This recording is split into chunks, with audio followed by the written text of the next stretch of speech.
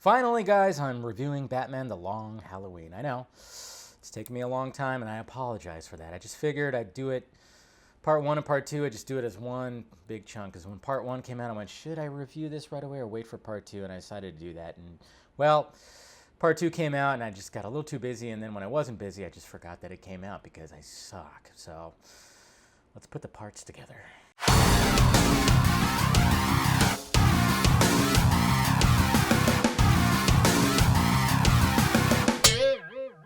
What's happening, film friends? Dave the Film Junkie here. Yes, finally reviewing Batman The Long Halloween. I'm sorry it's taken me this long again because, yeah, like I said, it's just, yeah, I don't know what was my deal. But then I finally, on Thursday, I didn't go to the movie, so I decided, all right, this is the time when I'm actually going to finish. I'm going to watch part two and then do my review, and then things got a little crazy this weekend. So here we go, guys. Batman The Long Halloween, part one and part two.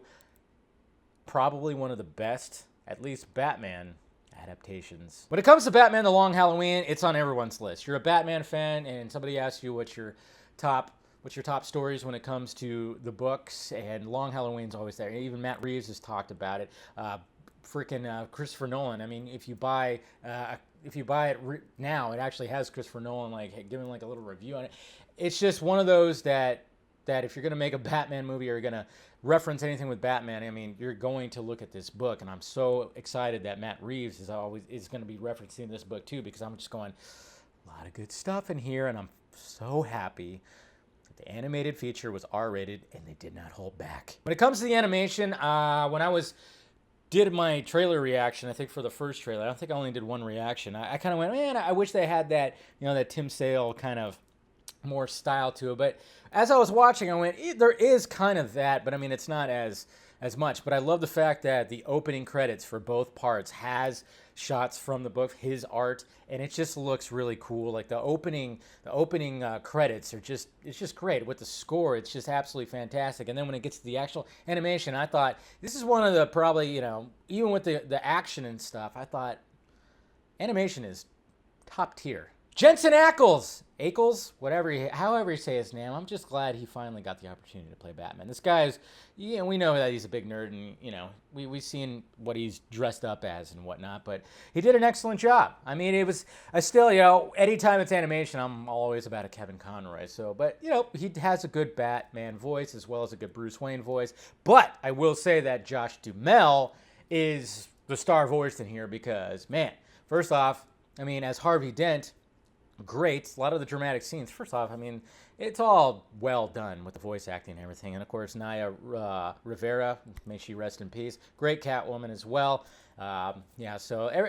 Everybody, all the voice acting is actually top tier. But man, Josh Duhamel, when Harvey finally transitions to Two-Face, his Two-Face voice, great. You can kind of tell Duhamel was watching some Batman the Animated Series because his Two-Face voice is very much Richard Mall-esque, and I thought it was excellent. But, it still had its own flavor to it, so I thought that did a good job with all that. And yes, this movie, it definitely had to be two parts. There's no way they were going to condense this down into an 80-minute, 75-minute movie, because this story is big. You get that full book. I mean, it is huge. I think it spanned over 12 issues. I mean, obviously, we're talking about pretty much holidays in a year. Okay, it was actually 13 episodes. I had to go back and be like, that's right, 13.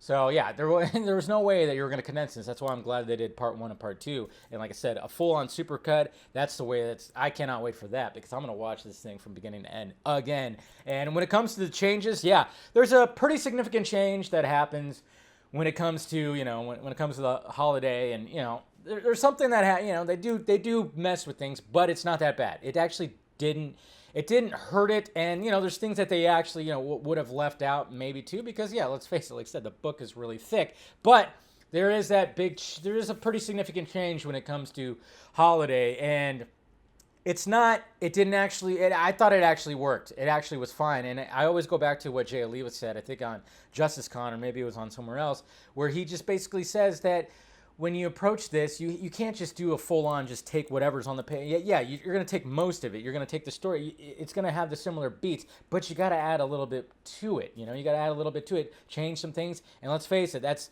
when it comes to Hush, when it comes to Killing Joke. They've tried that didn't always work. Some people were okay with the Hush change, I think. I think they were pretty okay with that. I didn't really like it that much. But when it comes to this, I was actually okay with it because I think it just worked. And it's just the fact of the matter is this whole movie worked. And like I said, they did not hold back because this movie had to be rated R. We had to see a lot of people get offed in this story. Let's face facts. And just a lot of great things that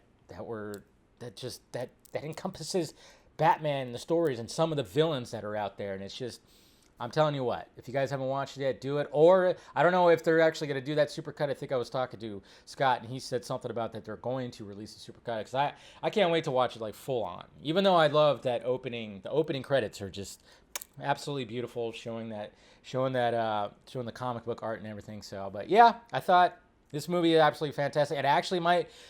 It's definitely one of my favorite Batman adaptations when it coit animation. It might be my favorite. I don't know. I would have to like go back and just kind of watch the other ones again and see. But right now, it's like my favorite. So if you guys haven't watched it yet, do yourself a favor, go watch it. Or like I said, wait till the supercut, because this movie.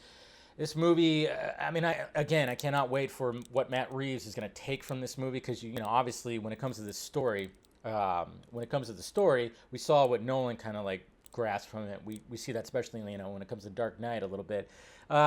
We see little spots that he's taking. I'm just wondering if Matt Reeves is going to take even more, because obviously he can't do it. I mean, I remember one of the first set images that we saw was Pattinson's stunt performer on a bike, and then some other shots too. We saw some jack-o'-lanterns and stuff like that, but I don't know if it's actually going to go totally like that. But I think when it comes to what he's doing with the Riddler, I think he's going to have maybe it's going to be something holiday-esque to it. I don't know. And I don't know. I highly doubt they're going to do anything like a Calendar Man or something like that, because, well, I mean, he was featured in the Suicide Squad, which some people didn't like, and, I get it, because little out of character when you're looking at this, when you look at the character in this story. But yeah, it's whatever. James Gunn, he wanted to put your brother in there. That's perfectly fine. He always has his brother mocap, and then his brother shows up as a character. But go watch this animated flick, guys. Do yourself a favor, especially if you're a Batman fan. I really dug this movie. So check it out. Let me know your thoughts about it down below. Hit that like, thumbs up, subscribe. If you want to join, become a member, do so. It's right there. Or if you want to join the Patreon and see what I'm working on and, be part of the Patreon stream, do that too. And of course, merchandise down below in the Film Junkie closet. All right, guys. Talk to you later.